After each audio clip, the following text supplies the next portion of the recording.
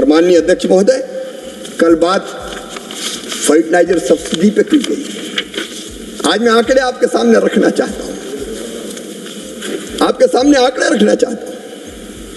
जब उधर की सरकार थी तब माननीय अध्यक्ष महोदय 13-14 में, माननीय सभापति महोदय 13-14 में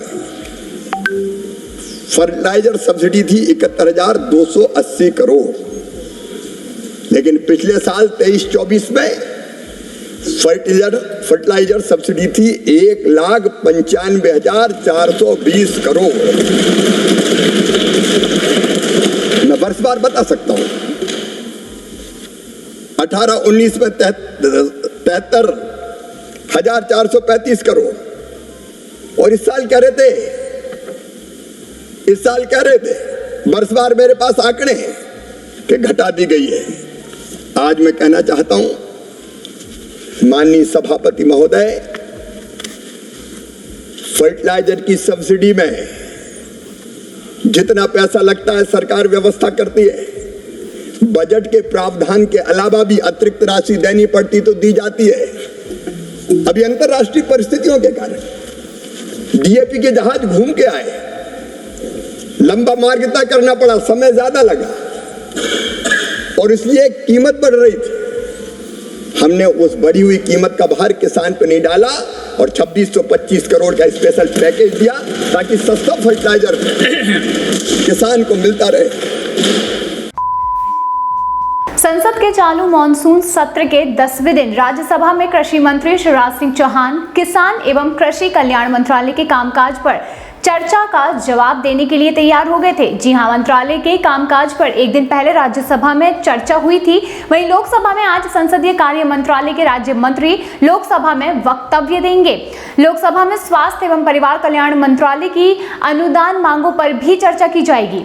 मैदानी सत्र के दौरान शिवराज सिंह चौहान ने क्या कुछ कहा।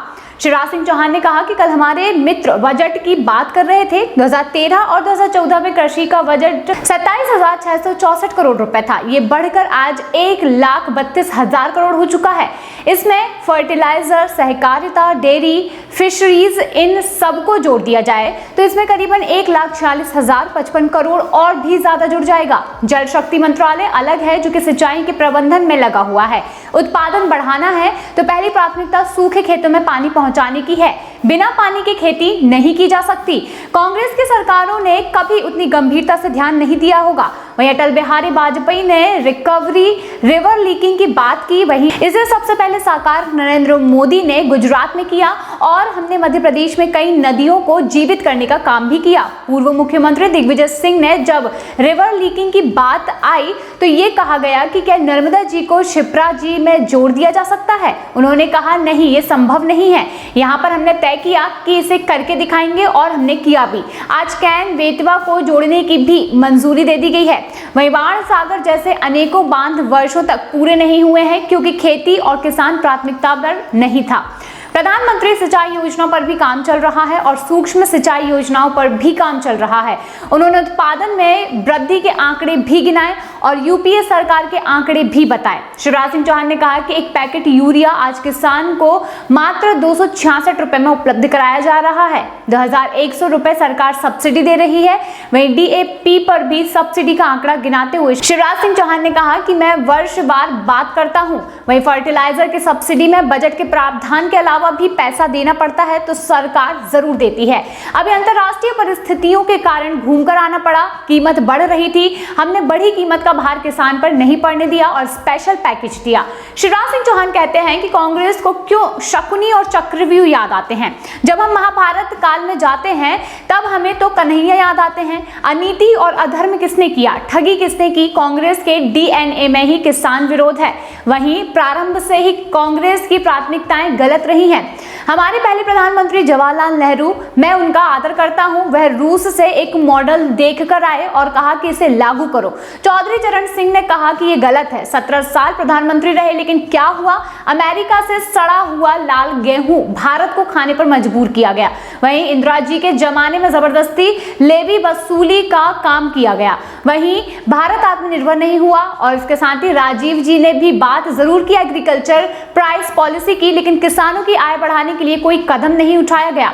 नरसिम्हा राव जी की सरकार में भी कृषि से जुड़े उद्योगों की भी डी लाइसेंसी नहीं की गई। वहीं 2004 से 2014 की क्या बात की जाए, उस समय घोटालों के देश में जाने जाते थे और इसके साथ ही भारत की राजनीतिक क्षितिज पर एक दैदीप्यमान सूर्य का उदय हुआ जिसे पूरे देश को विश्व से भर दिया, यानी कि नरेंद्र मोदी सरकार ने कृषि की प्राथमिकताएं बदल दी। हमारी 6 प्राथमिकताएं हैं: उत्पादन बढ़ाना, उत्पादन की लागत घटाना, ठीक दाम देना, कृषि का विविधीकरण और आने वाली पीढ़ियों के लिए भी धरती सुरक्षित रहे, इसके लिए प्राकृतिक खेती को बढ़ावा देने का प्रयास। ये सरकार खेती का रोड मैप बनाकर काम कर रही है। लोकसभा में स्वास्थ्य एवं परिवार कल्याण मंत्रालय के कामकाज को लेकर भी चर्चा शुरू हुई। बता दें, बिहार के कटिहार से सांसद तारिक अनवर ने ये कहा कि स्वास्थ्य विभाग का स्वास्थ्य ठीक नहीं है, इसके लिए कदम उठाया जाए। डॉक्टर्स को लेकर कहा जाता है कि धरती पर भगवान का कोई रूप है तो वह है डॉक्टर, लेकिन आज ये प्रोफेशन का रूप ले चुका है। सोच में काफी परिवर्तन आया है, दवाइयों का हाल भी छिपा हुआ नहीं है। वहीं लाइफ सेविंग ड्रग महंगे हो चुके हैं जो कि आम आदमी की पहुंच से बाहर है। आज इंडिया का हंगर इंडेक्स चिंता का विषय है। वैसी हालत में मेडिकल सुविधाएं लोगों तक पहुंचाना बहुत बड़ा काम है। कोविड के प्रभाव से स्वास्थ्य सेवा पर ध्यान देने की सार्वभौमिक जरूरत को उजागर किया गया है।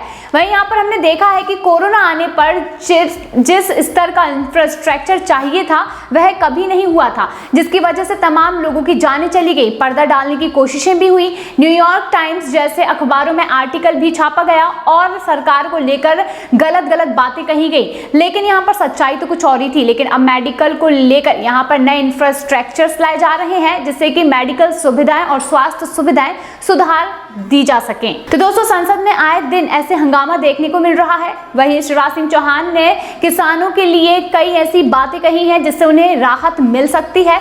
तो अगर आपने अभी तक ये वीडियोस नहीं देखे हैं तो जल्दी जाइए और शिवराज सिंह चौहान ने जो भी कुछ ऐलान किया है उसे जाकर सुनिए और फिर बताइए कि आप इस विषय पर क्या कुछ कहना चाहते हैं।